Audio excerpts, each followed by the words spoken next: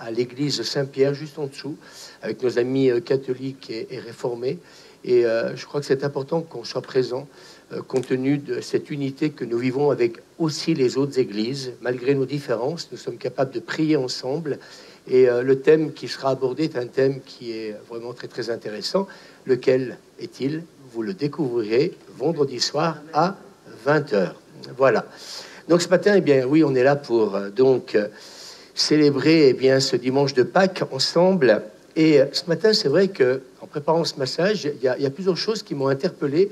Et je me suis dit, mais est-ce que je me dois de parler de ces choses-là ce matin?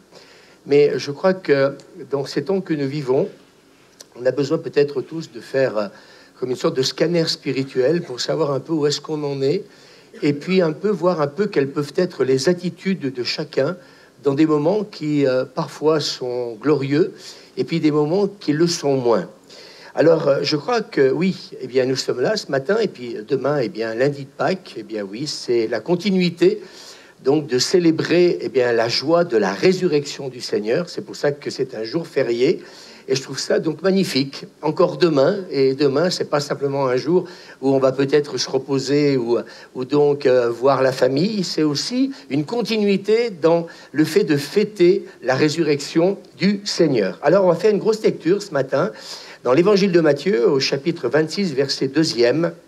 Et donc, je voudrais parler de l'avant-résurrection. Et ce texte m'a paru, important. Vous savez, en tant que pasteur, nous avons nous aussi une famille, et c'est vrai que nous prions pour notre famille, mais nous nous occupons avec Suzanne de beaucoup de familles, qu'elles soient ici ou à l'extérieur.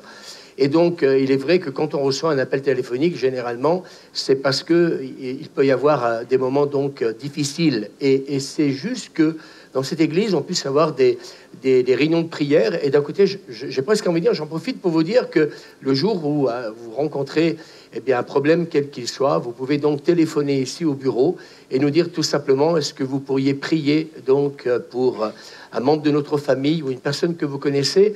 Joël est obligé de partir donc ce matin, et donc il nous donnait des nouvelles de Lucas, donc de ce jeune garçon qui est donc charpentier et qui est tombé donc d'un toit. Et donc, par la grâce de Dieu, il est en train de se remettre. Donc, ça a été très, très grave. Il est tombé quand même d'une hauteur de 4,50 m. Il a tombé la tête qui a touché du béton. Et puis, donc, il a pris une charge, un poids de 350 kilos sur le foie. Le foie a explosé, une hémorragie. Donc, ça a été très, très grave. Et par la grâce de Dieu, il est en train de se remettre. Les médecins commencent à parler de miracle. Donc, vous voyez, la prière est quelque chose de toujours donc d'actualité, quelque chose d'important. Mais je crois aussi qu'en même temps, moi, ce que je ressens, et je le partage avec tous ceux qui veulent bien l'entendre, mais je crois qu'il y a un véritable travail en profondeur que Dieu est en train de faire dans nos vies. Et moi, je suis partie prenante de ce travail du Saint-Esprit. Kevin vous a parlé dimanche passé de la culture de l'honneur. La culture de l'honneur, c'est le respect. Et vous savez, ma responsabilité, c'est la présidence. Eh bien oui, il faut honorer et respecter la présidence dans un culte. Et je crois que c'est important aussi qu'il y ait une présidence, et heureusement. Et ce matin, je vous remercie à tous d'avoir accepté de venir ici devant. Pour ça qu'on voulait être dans le calme, le respect. Il y a un temps pour tout, vous savez, dans un culte. Et tout s'est harmonisé d'une manière en l'espace de 30 secondes. Parce que derrière, on prend des équipes. Et puis tout ça, c'était préparé déjà d'avance pour que tout se passe bien. Et ça, c'est important, compte tenu que le réveil arrive. Et ce matin, je suis pour ma part étonné de voir tout le monde qu'il y a. Tellement de personnes m'ont dit qu'ils n'étaient pas là, ils n'étaient pas là. Ce matin, vous êtes venus.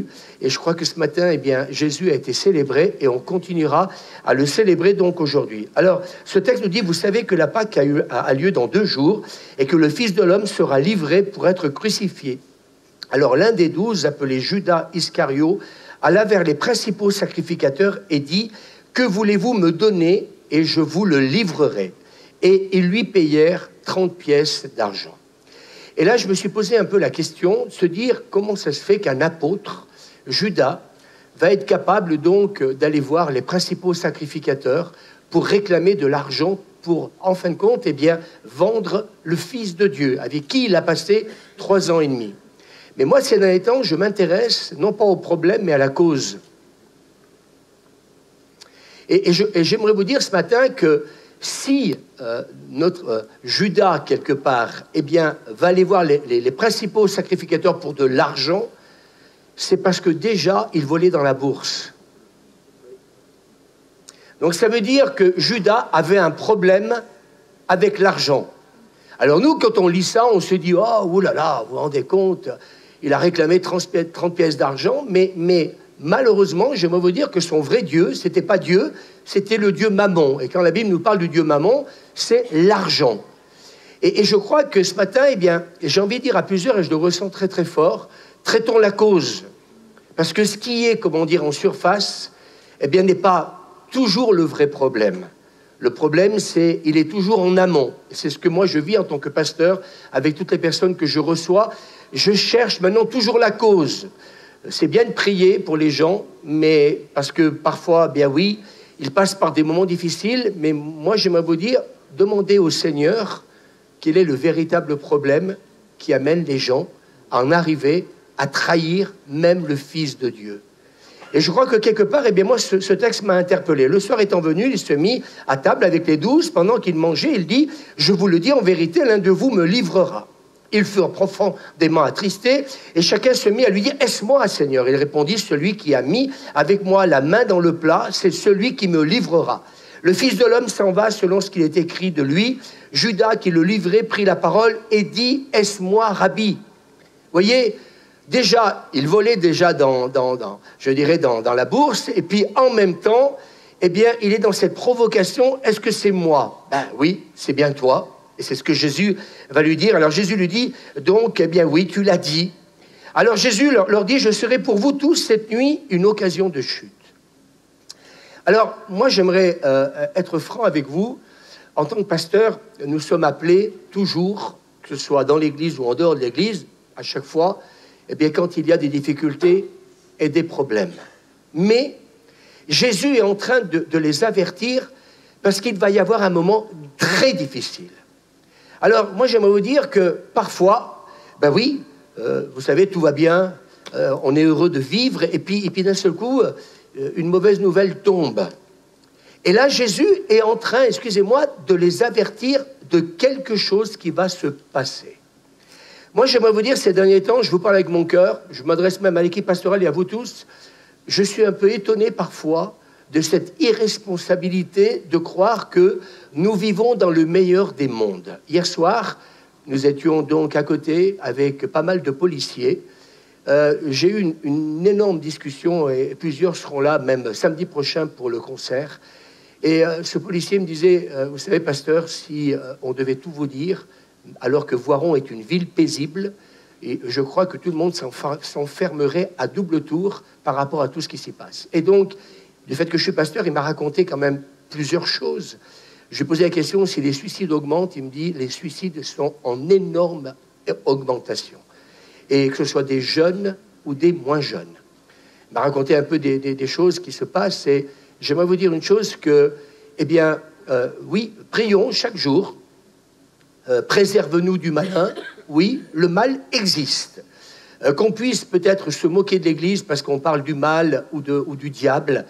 Mais écoutez, j'aimerais vous dire, moi, quand je vois tout ce qui se passe tous les jours, on peut peut-être rire du diable, mais j'aimerais vous dire que si le bien existe, le mal aussi.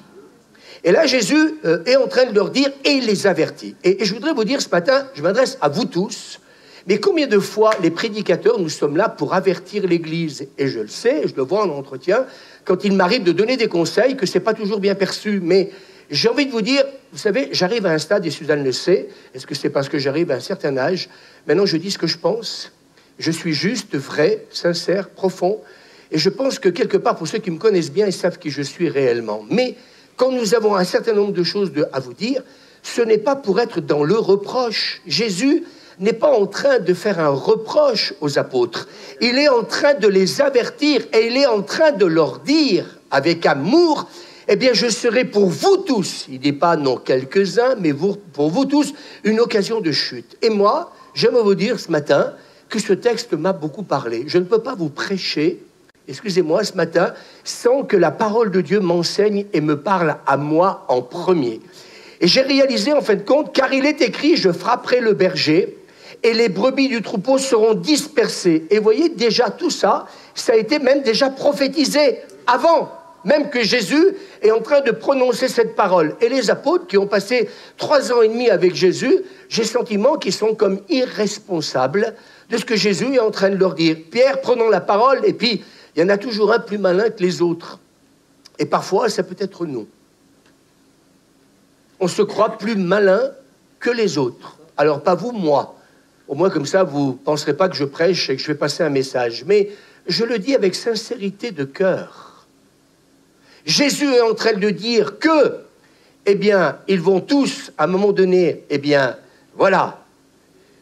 Jésus va être une occasion de chute pour eux. Et puis Pierre qui est là, et puis bien entendu, celui qui se croit être donc le plus spirituel, eh bien, il est en train donc, eh bien, de vouloir dire le contraire. Pierre, prenant la parole, lui dit, même si tu étais pour tous une occasion de chute, tu ne le seras jamais pour moi. Waouh! Vous vous rendez compte? Des fois, je crois qu'on se croit tellement spirituel, et Suzanne parle de l'orgueil, on pense tellement que jamais, oh jamais, on risque d'avoir une mauvaise réaction. Moi, j'en suis là actuellement. Je suis dans ce travail de l'Esprit de Dieu où je dis, Seigneur, sagesse. Je sais que le week-end prochain, on a un énorme, je l'ai dit hier soir, et merci Pascaline pour ce que tu as dit hier soir à la réunion de prière, hier matin, pardon, tu avais raison de le lire. Oui, il y a un énorme enjeu spirituel. Et on s'y prépare. Et il faut se préparer dans la prière. Et donc, même si tu étais une raison de chute pour tous, tu ne le seras jamais pour moi. Jésus lui dit, je te le dis, en vérité, vous savez, avec Jésus, on peut peut-être, avec un pasteur, dire de semi-vérité, on peut tromper, mais pas Jésus. Et Jésus, parce qu'il connaît nos cœurs et nos pensées, lui, il sait véritablement ce qu'il y a dans nos cœurs. Et je n'ai pas ce qu'on va vous dire ce matin, mais puisqu'il sait ce qu'il y a dans notre cœur, ce qui peut être une occasion de chute pour nous, il serait peut-être bien qu'on soit humble, tous humbles, pour reconnaître que quand Jésus va nous dire quelque chose, ce n'est jamais pour que la chose arrive, mais c'est pour nous avertir afin qu'elle n'arrive pas. Et alors qu'il est en train de dire à Pierre, tu ne seras même si tu étais donc une occasion de chute pour moi, tu ne seras jamais pour moi. Jésus lui dit, je te le dis en vérité, cette nuit même, avant que le coq chante, tu me renieras 3 fois. Et je me suis dit, et c'est là que je bénis Dieu pour la révélation qu'il me donne actuellement de la parole, je me suis dit, Jésus, il est en train de dire, Seigneur, je te renierai jamais. Alors, moi, j'ai envie de dire, merci Seigneur pour toutes les bonnes intentions que nous avons. Elles sont louables, elles sont louables. Le fait de dire, mais moi, Seigneur, je te renierai jamais. Mais moi, je me suis posé la question, et c'est ça qui m'intéresse aujourd'hui, c'est qu'est-ce qui peut m'empêcher, justement, de chuter? Alors que je pense, dans ma sincérité de cœur, oui, j'aime Jésus, Pierre est sincère, mais malheureusement, c'est son âme qui parle. Ce sont ses émotions qui parlent. Ce n'est pas cette réalité de vie de l'esprit qui fait que quand nous sommes dans la présence de Dieu et que nous lisons la parole de Dieu, pour moi, la parole de Dieu, c'est un miroir. Si j'ai un problème de pardon, on en a parlé tous ces derniers mois, j'aimerais vous dire que la Bible parle du pardon. À un moment donné, je vais être confronté à une situation, si je n'ai pas pardonné, je vais me retrouver confronté à cette situation-là. Je continue à vivre? Non, je règle mon problème. Et tout le monde dit Amen. J'ai un problème avec le mensonge. Judas était en train de voler, dans la bourse. J'ai un problème, quel qu'il soit, qu'est-ce que je fais? Je le traite ou pas? Et actuellement, moi, j'aimerais vous dire, je suis dans cet état d'esprit-là d'une vraie remise en question personnelle. Pourquoi? Parce qu'on se prépare au réveil. Hier soir, j'ai été gêné. Suzanne peut le dire. Toute la louange que tous ces gens nous ont fait pendant toute la soirée. Mais merci vraiment. On s'est mis, en 4. Moi, j'aime bien relever les manches aussi. Vous savez, on est capable de faire la vaisselle, on est capable d'aider aussi. Je ne suis pas pasteur que derrière un pupitre. Le dimanche matin, j'ai appris à servir depuis le jour de mes 19 ans, quand j'ai donné ma vie au Seigneur. Et tout ça, les gens le voient. Il n'y a pas besoin de dire au pasteur, pouvez-nous donner un coup de main? Non, ça se fait naturellement, parce que nous sommes au service de l'Église et au service des autres. Est-ce qu'on peut dire amen? On n'a pas regardé hier soir. On a dit, Suzanne, on ne va pas rentrer trop tard quand même. Ça n'existe pas, les trop tôt. Les trop tard existent. Il y a Étretat d'ailleurs qui est magnifique, mais les trop tôt, ça n'existe pas. Oui, mais quand on aime, on ne compte pas. Et être au service des gens, c'est un acte d'amour. Et donc Pierre est en train de dire ça. Puis Jésus lui dit, cette nuit même, avant que le coq chante, tu me renieras 3 fois. Pierre lui répondit, même s'il me fallait mourir avec toi, il va encore plus loin. Vous voyez, on s'enfonce. Des fois, on croit tellement être dans une véritable sincérité. Et moi, actuellement, je suis dans ce travail du Saint-Esprit. On peut être sincère, mais on peut se tromper. On peut être sincère avec Dieu, mais on peut aussi se mentir inconsciemment à soi-même. J'en ai la preuve là, ici. Alors faites attention. Je crois que parfois, on est convaincu d'une chose, mais la réalité peut nous rattraper. Et la réalité va rattraper Pierre. Et je me suis posé la question, c'est comment, en fin de compte, Pierre aurait pu éviter le reniement. Est-ce que vous pensez qu'il aurait pu l'éviter? Je vous pose la question. Là, il est dans l'aveuglement spirituel. Jésus est en train de lui dire, quand le coq va chanter, tu vas me renier. Donc ça veut dire que si le Fils de Dieu nous donne une révélation de nos cœurs, de ce que nous sommes véritablement, qu'est-ce que vous feriez? Je vous pose la question. Ah ben, puisque Jésus a dit que je vais le renier, donc je vais le renier. Qu'est-ce que vous faites? Ouh, bonne question, hein? Je ne pensais pas vous la poser. Qu'est-ce que je fais, Christian? Hein? On réfléchit. Mais encore. Qu'est-ce qu'on fait? Non mais quand Jésus nous révèle l'état de notre cœur, et il nous révèle, en fin de compte, que nous avons un problème. Et là, Jésus est en train de dire, tu es en train de me dire que, tous peuvent te renier, un orgueil spirituel, tous les autres apôtres, ils vont le faire, mais moi, non. Et puis, il y a un deuxième orgueil spirituel qui arrive, donc je suis même prêt à mourir avec toi. Oui, mais là, c'est Jésus, si Jésus m'aurait dit ça, je me suis posé la question toute la semaine, comment j'aurais réagi? Alors, je vous laisse toute la semaine pour réfléchir. Oui, mais, ce matin, dimanche passé, on a écouté Étienne, on a écouté Kevin. Ce matin, on écoute le pasteur. Mais arrêtez d'écouter les sermons, s'il vous plaît. Moi, j'en suis plus là en ce moment. Hier soir, je ne pouvais pas tromper les gens, hier soir. Je ne peux pas tromper les gens quand des fois je donne des messages à certaines personnes parce que je parle avec mon cœur, je veux être vrai, je veux être sincère. Et j'aimerais qu'on se remette en question, j'aimerais qu'on ait un peu plus d'humilité, qu'on arrête de se frustrer. Parce que dans ce cas-là, Suzanne pourrait vous le dire, j'arrêterai pas de me frustrer toute la sainte journée. Est-ce que vous croyez parce qu'on est pasteur que tout est facile? Et tous les disciples, alors vous voyez, il suffit qu'il y en ait un qui dise une chose, moi, et tous les disciples, c'est marqué, dire la même chose que Pierre. Nous, on ne te reniera pas, et nous, on est prêts à mourir pour toi. D'accord, ok. Là-dessus, Jésus alla avec eux, et là, Jésus, vous savez, quand à un moment donné, on veut faire l'autruche, c'est très bon ce que je suis en train de prêcher ce matin, Jésus dit, tu veux faire l'autruche, tu veux pas regarder ton état spirituel, je suis en train de t'avertir, je suis en train de te dire que, c'est plutôt l'orgueil qui t'anime qu'autre chose. Eh bien, vous savez, Jésus, il passe à autre chose. Et c'est ce qu'il fait toujours avec nous. Il ne va jamais nous obliger à faire la volonté de Dieu. On est libre. Et moi, en tant que pasteur, j'aimerais vous dire, je n'ai jamais autant bien vécu le ministère depuis là, on peut dire une bonne année, parce que j'ai plus envie de me user, Suzanne le sait, et me fatiguer. On vient vers moi, on vient pas. Je sais ce que c'est que l'amitié, je sais ce que c'est qu'être sincère, je sais ce que c'est que quelque part toute la semaine, vous savez, à un moment donné, toute la semaine, on ne prie pas que pour ma famille, toute la semaine, on passe plus de temps à prier pour vous tous. Quand Guy a été touché, qu'est-ce qu'on a fait? Tout de suite, on l'a mis sur la liste de prières. Tout de suite, j'ai envoyé un SMS à Tao, tout de suite. Moi, j'attends pas 3 jours, 5 jours après, à moins qu'il y ait un oubli, mais sinon, je suis toujours, je peux le dire, 24 heures sur 24, être là, prêt à toujours réagir dès qu'il y a un besoin, jusqu'à ce que... Parce que derrière, nous avons des réunions de prière, tant qu'à faire, il faut meubler. Parce que si au bout de 5 minutes, il n'y a plus de sujet de prière... Et je suis content ce matin d'apprendre ce que nous dit Tao. Et donc, Jésus alla avec eux dans un lieu appelé Gethsémanée et dit aux disciples, « Assoyez-vous ici pendant que je m'éloignerai pour prier. » Et en fin de compte, il ne va pas prendre les 11. C'est étonnant quand même. Il leur dit, vous vous asseyez dans un coin, et puis il en appelle 3, Pierre, Jacques et Jean. Et il leur demande à eux, et pas aux autres, de venir avec lui, donc à Gethsémané, dans ce lieu particulier pour prier. Alors, posez-moi la question, pourquoi il n'a pas pris les autres?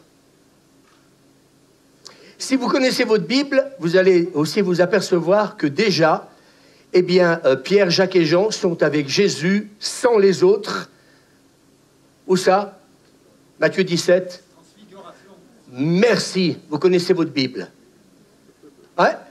Il est déjà avec eux. Et vous savez pourquoi il les prend?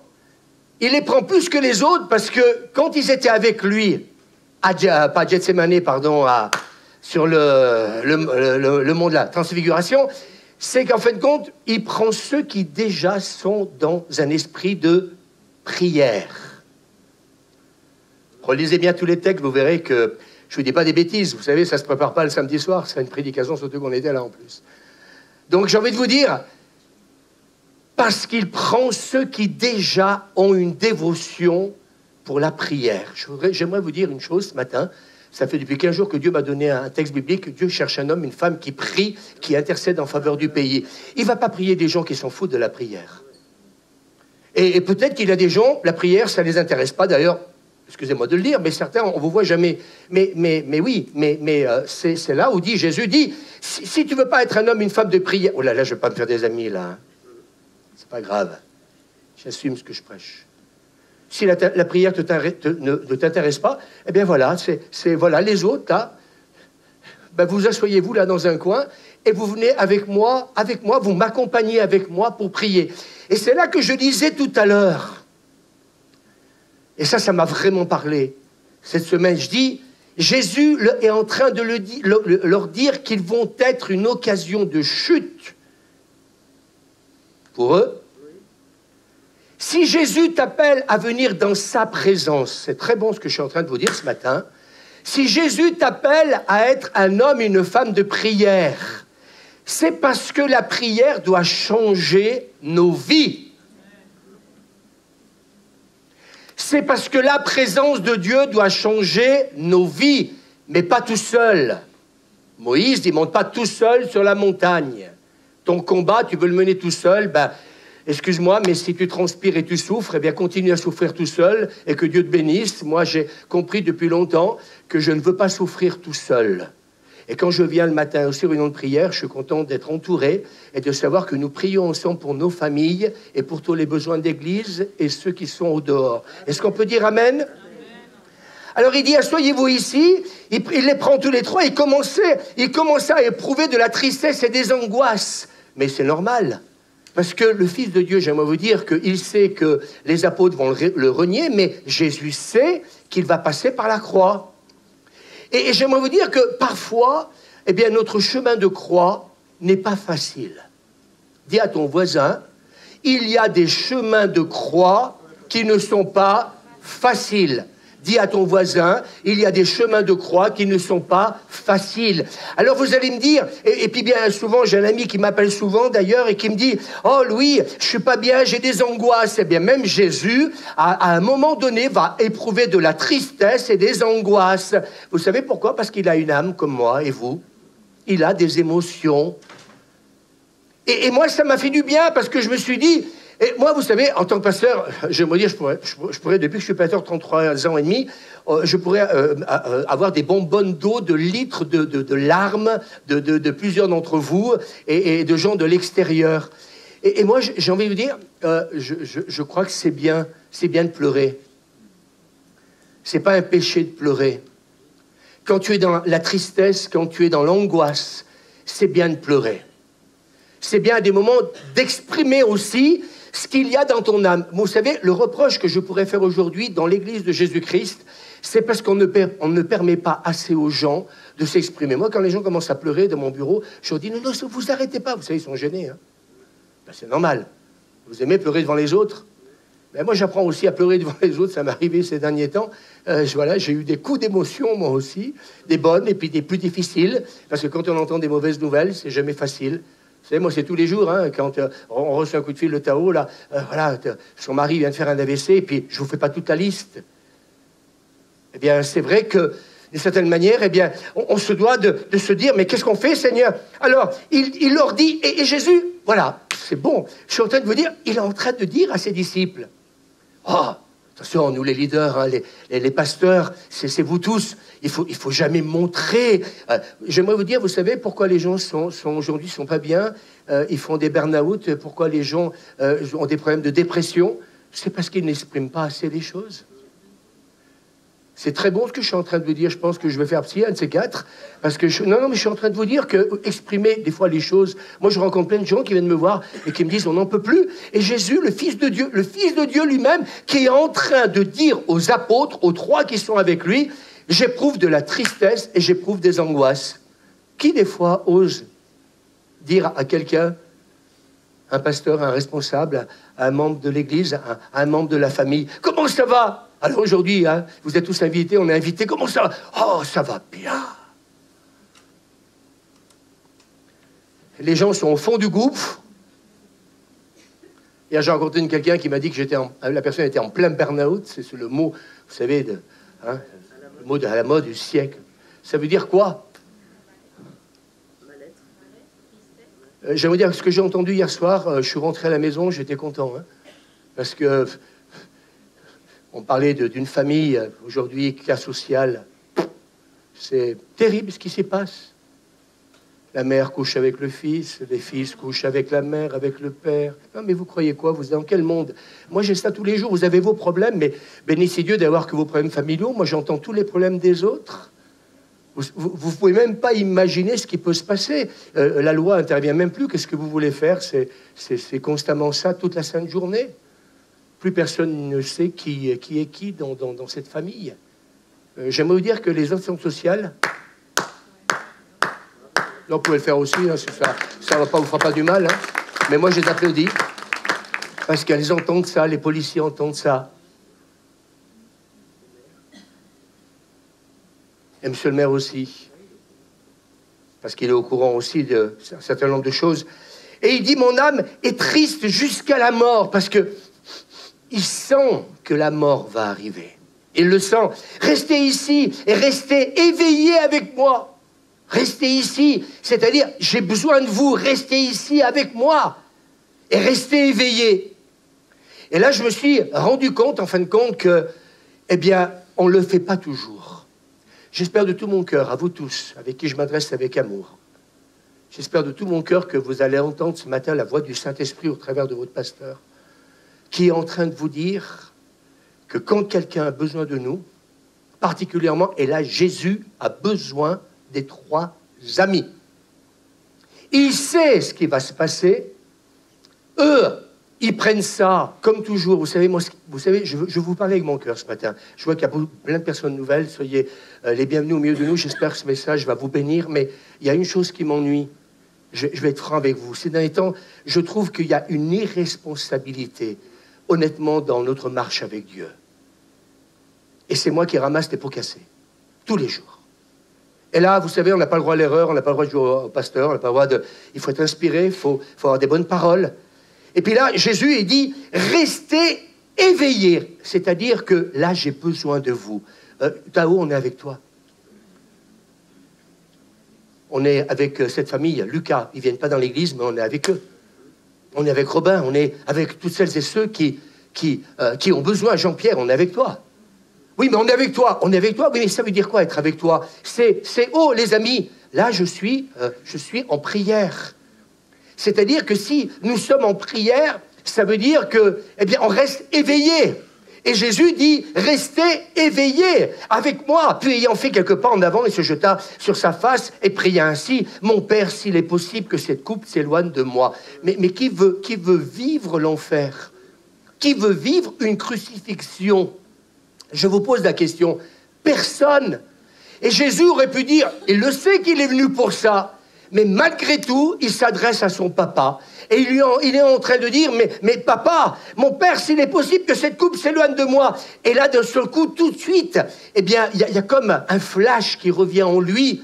Mais toutefois, non pas ma volonté, mais ta volonté. Oui, oui, oui, papa, je veux éviter la croix. Oui, oui, je veux éviter la croix, mais comme tout le monde. Honnêtement, on n'est pas des masos quand même, non? Mais d'un seul coup, vous voyez, à un moment donné, c'est l'Esprit de Dieu qui à nouveau agit en lui. Mais non pas ma volonté, Seigneur, mais ta volonté.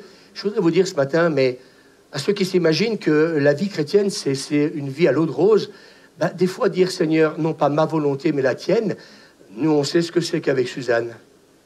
Je vous le dis à tous, vous vous rendez même pas compte, ceux qui sont maintenant à mes côtés, très proches tous les jours, ils savent qu'ils commencent à connaître. Hein, Kevin, tu commences à voir ce que c'est que la vie pastorale.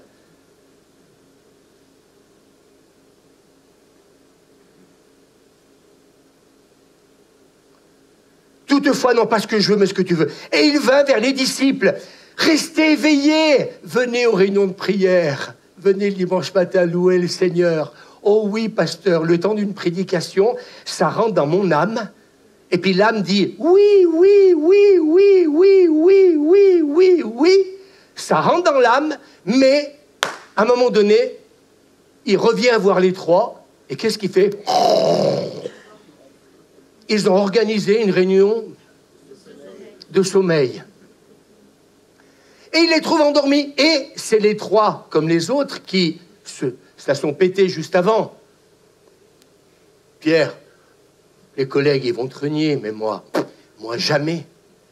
Et là, je me suis posé la question, où est-ce que nous en sommes tous par rapport à notre état spirituel? Et le Seigneur m'a dit, Louis, où est-ce que tu en es?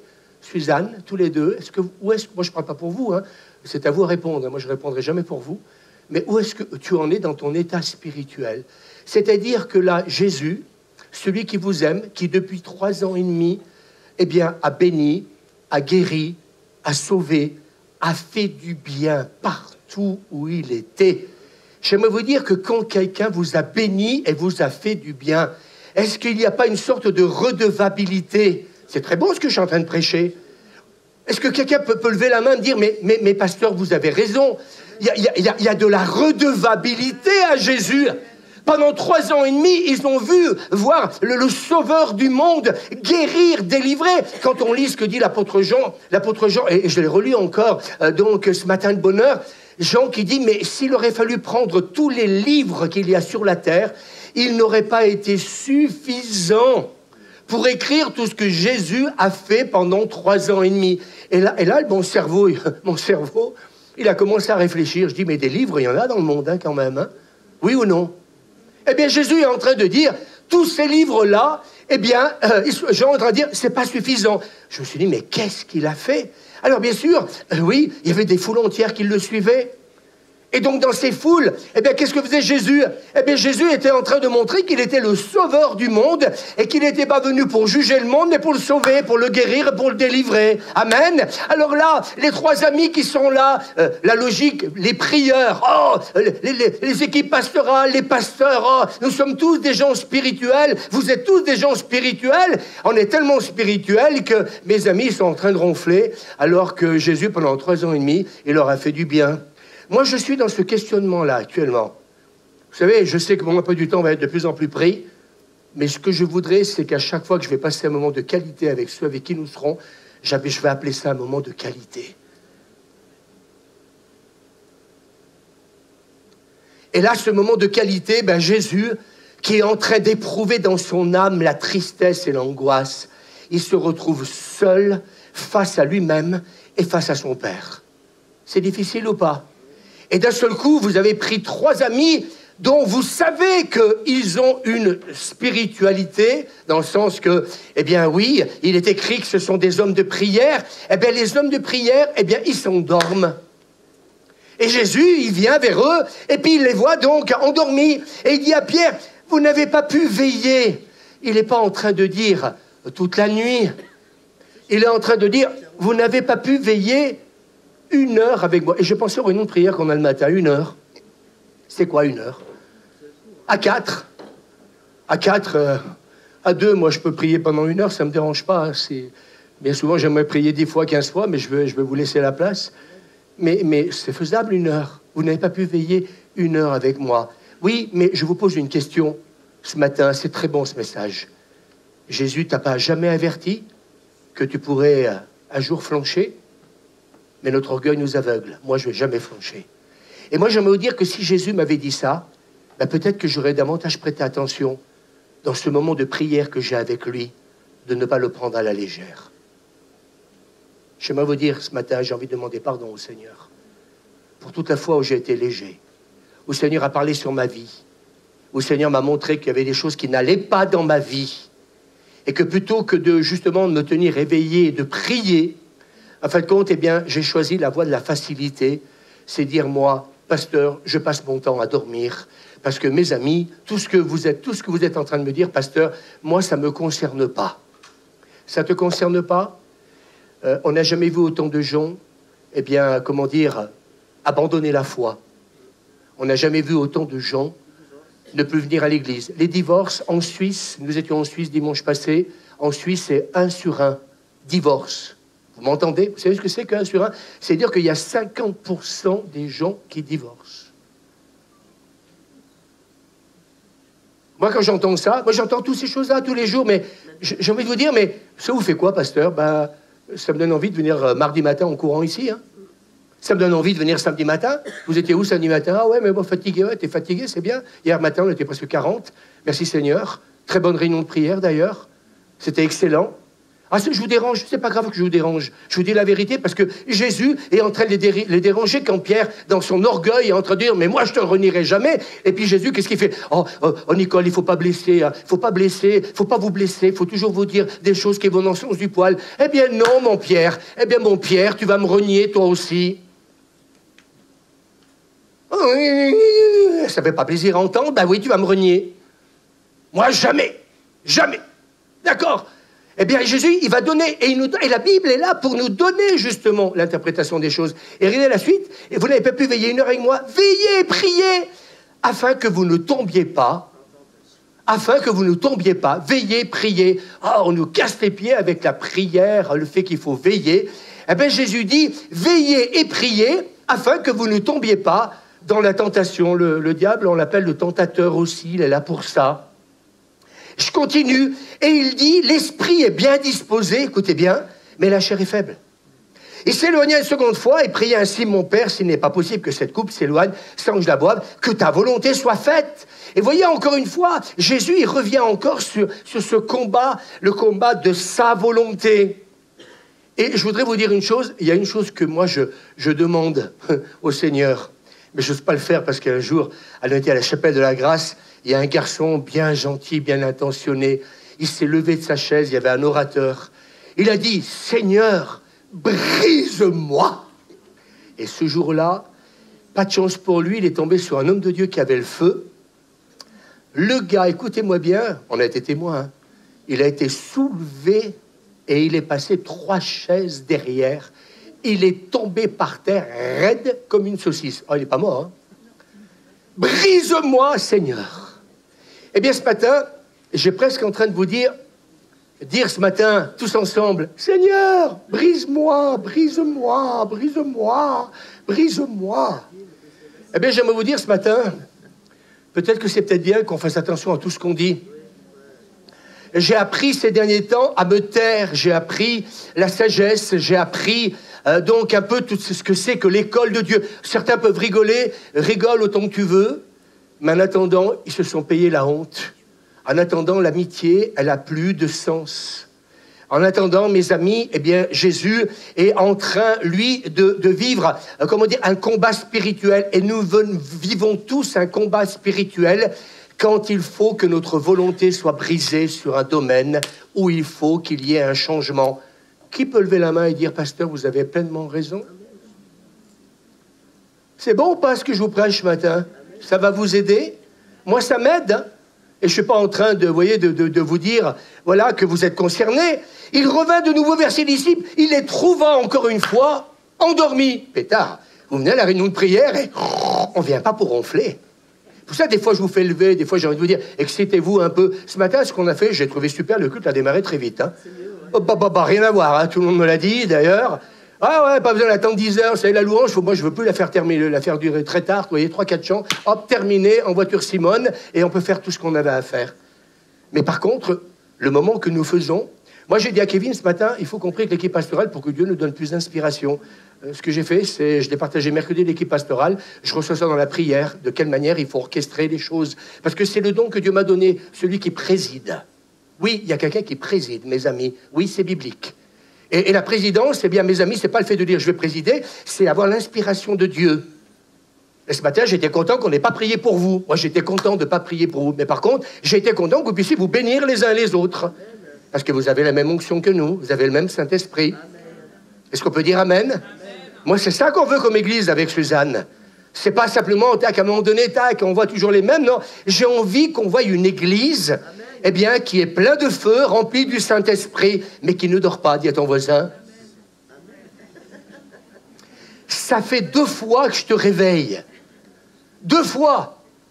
Oui, mais mes amis, le diable, lui, il continue à travailler. Et d'un seul coup, j'aimerais vous dire, vous savez, l'orgueil spirituel. Oh, le pasteur, il a pris 2 personnes avec lui. Oh, et puis il est monté à la Louise pour prier. Oh, quel privilège. Et vous savez, Pierre, Jacques et Jean, ils ont dû se la péter à un moment donné. Non, il n'y a pas d'orgueil. Non, on n'a jamais d'orgueil, nous. Hein.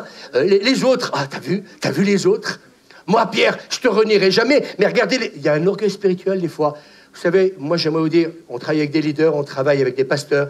J'aimerais vous dire, bien souvent, il y a de l'orgueil spirituel. Et puis les 3, t'as vu les autres, Jésus, il les a laissés dans un coin, puis nous, on est avec toi, Jésus, ouais, on est avec toi. Mais on est avec toi, mais ils dorment. On est avec toi, mais 2 fois, il les réveille, mais 2 fois, ils dorment. Et j'ai envie de vous dire, vous savez pourquoi? Parce que le tentateur, quand il veut nous tenter, j'aimerais vous dire une chose, il est bien plus fort que nous. La preuve en est, Jésus, eh bien, à un moment donné, la Bible dit qu'il va y avoir, même avoir des grumeaux de sang. Je ne vais pas rentrer dans tout ça, vous savez, il y en a qui donnent des explications très intelligentes. Des fois, je me dis, à quoi ça sert? Honnêtement, moi, je veux du vécu. Je veux du pratique. J'ai étudié ça, mais je dis, mais pourquoi apporter ça? Pour faire une étude biblique sur les grumeaux, le machin? Non, j'aimerais vous dire que le combat était intense. Moi, c'est ça qui m'intéresse. Violent. Cette violence spirituelle qui habite Jésus, parce qu'il sait que le tentateur, ce qu'il a envie, c'est que justement, il ne fasse pas la volonté de Dieu. J'aimerais vous dire que le diable nous tente pour que nous ne fassions pas la volonté de Dieu. Vous savez pourquoi? Parce que si tu fais la volonté de Dieu, tu vas, mes amis, avoir un héritage spirituel que tu n'auras jamais tant que ta volonté s'opposera à la volonté de Dieu.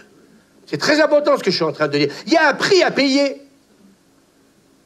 Waouh! Il les quitta et il s'éloigna, il pria pour la 3e fois, répétant les mêmes paroles. J'ai le sentiment, des fois, toute l'année, de dire les mêmes choses. Et certains qui sont avec moi, ils disent, mais oui, comment tu fais pour être patient comme ça? Ben, vous savez, c'est où Jésus ne monte pas sur la croix, et puis il dit, il y en a ras-le-bol. J'en ai ras-le-bol de ces 11 qui vont me renier. J'en ai ras-le-bol de les 9 qui sont là, les 3 qui sont avec moi, puis qui s'endorment. Eh bien non, Jésus, lui, il voit plus loin. Et le Seigneur m'a dit cette semaine, lui, voit plus loin. Ça m'a fait du bien. Alors, bien sûr, certains, oh, t'as raison, Louis. Ah oui, spirituellement, c'est facile de lire quand tu le vis tous les jours. Avoir la patience de supporter tous les conseils qu'on peut donner et qui sont parfois jamais écoutés. Vous dormez maintenant? Eh bien, maintenant vous dormez, eh bien, reposez-vous maintenant. Puisque quelque part, vous n'avez pas compris que ce que je vous ai demandé, c'est de veiller et de prier parce que l'esprit est bien disposé. Et dimanche matin, je ne vais pas venir au culte parce que moi je dors. Moi, dimanche matin, je ne vais pas au culte parce que il fait beau. Donc, je vais aller à la pêche, je vais aller à la chasse. Vous comprenez pourquoi venir à l'église d'ailleurs? Puisque quelque part, eh bien, moi, je suis toujours dans la victoire. Oui, tu es toujours dans la victoire tant que tu n'es pas confronté à une situation. Et celle-là, elle vous arrive. Vous savez pourquoi? Parce que j'ai réalisé, moi, pour ma part, que l'orgueil nous aveugle. Ils sont, les 11, aveuglés par leur orgueil. Jésus leur donne une possibilité par la prière. Veillez et priez afin que vous ne tombiez pas, vous, dans votre piège. Jésus, il prie pourquoi? Il prie pourquoi, Jésus? Pourquoi? Pour ne pas être tenté, mais pourquoi il prie? Pourquoi? Pour eux aussi. Oui, non, mais pourquoi il prie? Il prie pour lui. Il est en train de prier pour sa propre tentation, les amis. Vous croyez quoi? Je n'ai pas étudié le texte. Non, il prie pour sa propre tentation, mes amis. Et je vais encore aller plus loin. Quelqu'un vient dire, il a prié aussi pour eux. Eh bien, je vous dis oui et non. Oh, il est en train de nous... Fausse doctrine. Non, c'est marqué dans la Bible.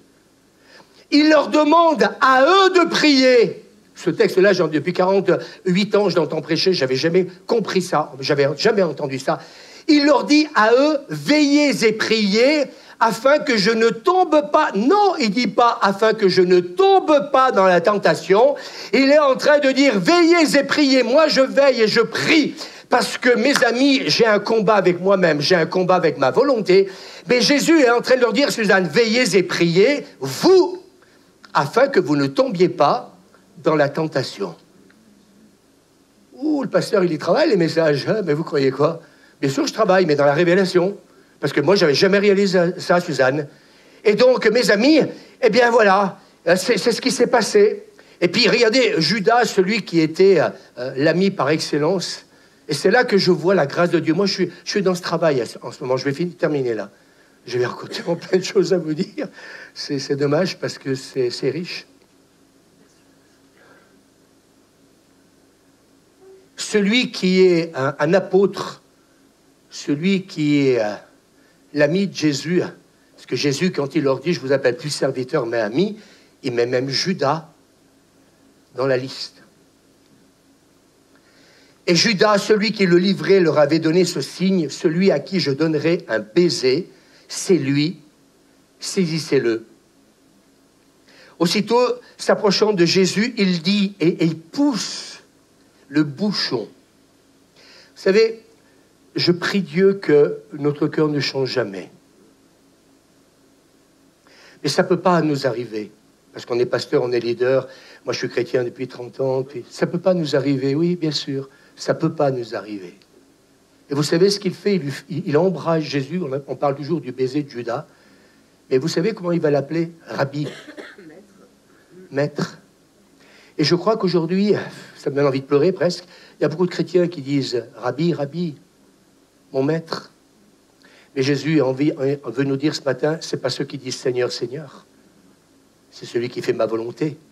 Il y a beaucoup de chrétiens, ça prie de tous les côtés, croyant qu'on va sauver nos familles, tout ça. Non, non. Jésus dit, ce n'est pas ceux qui disent Seigneur, Seigneur. Bien sûr qu'on a la miséricorde pour prier. Mais moi, j'ai envie de vous dire, des fois, j'ai envie de dire, cette miséricorde, elle doit me pousser à prier pour la repentance de nos familles et la repentance de nos amis.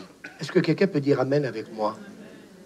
Maître, Rabbi, Rabbi, oui, on peut rigoler de ça. Et lui, il donna un baiser. Jésus lui dit, vous savez ce qu'il lui dit? Il ne lui dit pas « sale traître ».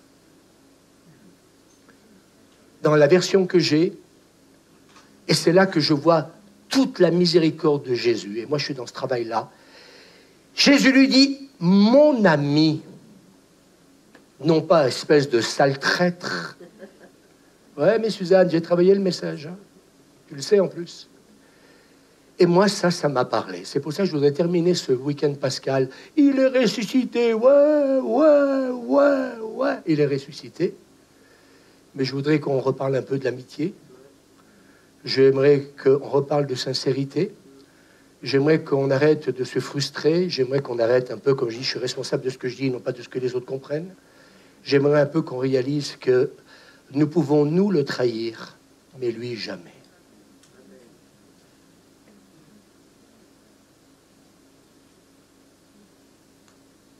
L'amitié de Jésus, elle est dans la fidélité. C'est pour ça que je peux perdre mon temps. Et Suzanne le sait, je lui ai dit. Je veux bien travailler avec vous, travailler avec les gens de l'extérieur. J'ai envoyé un SMS à l'équipe que vous savez, avec qui nous travaillons.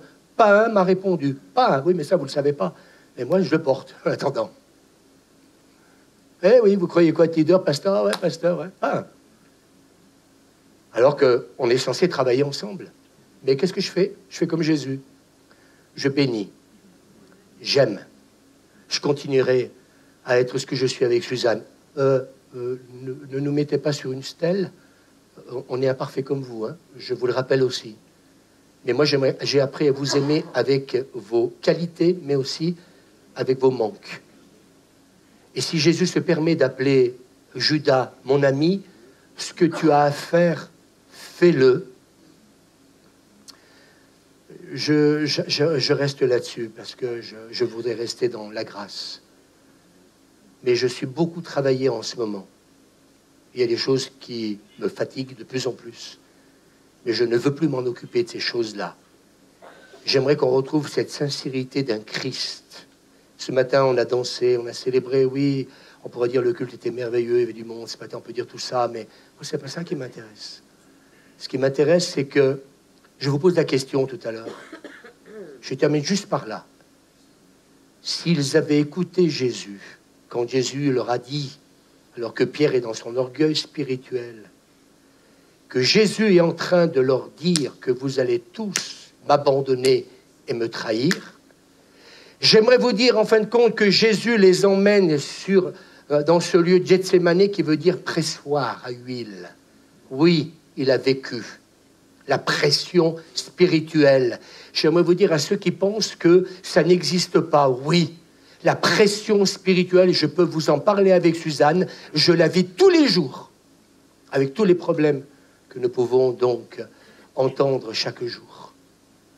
Mais il y a une chose, moi, qui me fait de la peine, mais qui me réjouit, c'est que parce que Jésus ne s'est pas endormi, parce qu'il a veillé et prié pour qu'il ne tombe pas dans la tentation de ne pas faire la volonté du Père, lui a été vainqueur.